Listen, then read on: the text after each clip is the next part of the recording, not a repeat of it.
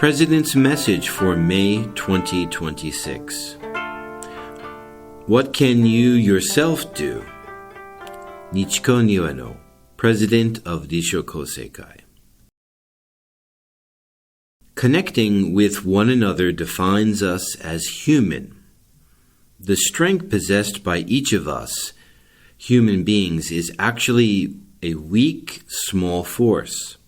Indeed, without the advantages of being able to use language and tools and to act in groups, the human species would not have been able to win the struggle for survival. And the reason human beings are called social animals is that we have built sophisticated societies in which we communicate our ideas and cooperate with each other, striving to help everyone live well. As I have said before, getting along well with other people is the purpose of having received life as human beings. And I believe that people instinctively know that this is the meaning of life throughout history. However, these days, perhaps due to a trend of prioritizing individual values, some people are putting the brakes on their communication and effort to get along with others, characteristics that define us as human. This trend may lead to their own isolation or indifference to others, which is symbolized by the social problem of dying alone and remaining undiscovered for several days. The world of children is no exception to this phenomenon, and according to a recent study in Japan, the number of suicides among elementary, junior high, and high school students has reached an all-time high, despite the declining birth rate. This is a tragic state of affairs. Biohistorian Keiko Nakamura stated more than 10 years ago that the people I want to help most right now are children. Elementary school students have sent me letters saying that they want to die. There has been a constant stream of children who are emotionally exhausted due to isolation at school or family discord, and they feel like they want to die. Ask yourself every day how you are living. We who have had problems or difficulties ourselves can readily empathize with others who are suffering, understanding that they must be going through a hard time. However, without that kind of personal experience, it is often difficult to even take an interest in the suffering of others.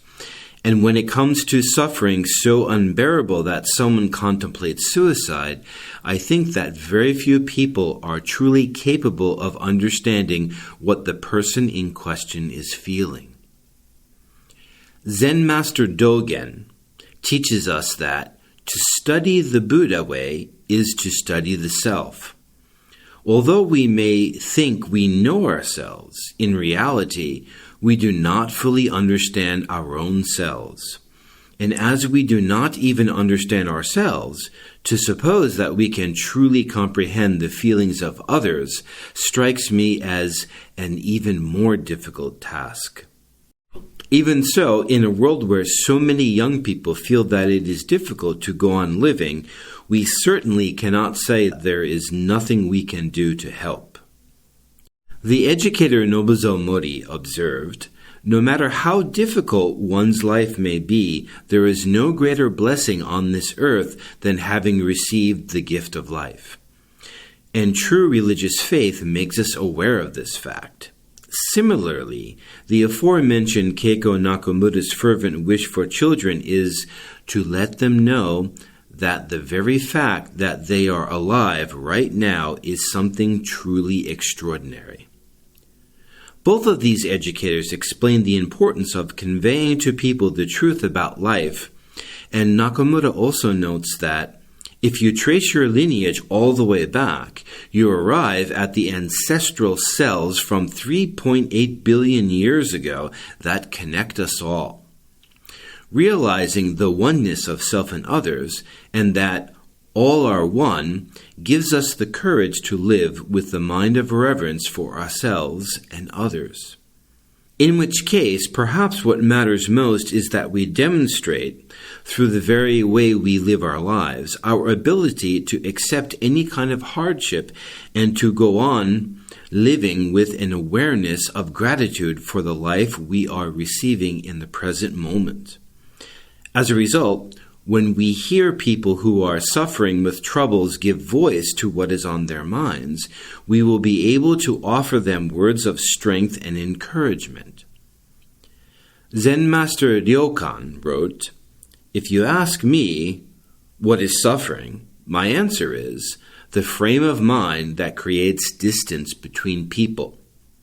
This teaches us that the greatest suffering of all lies in the failure of human beings to help each other and live in harmony.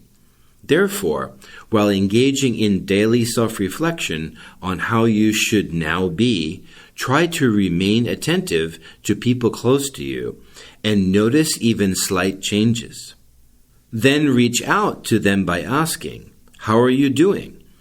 The repetition of this simple act of caring liberates people from suffering, and it also helps to nurture young people.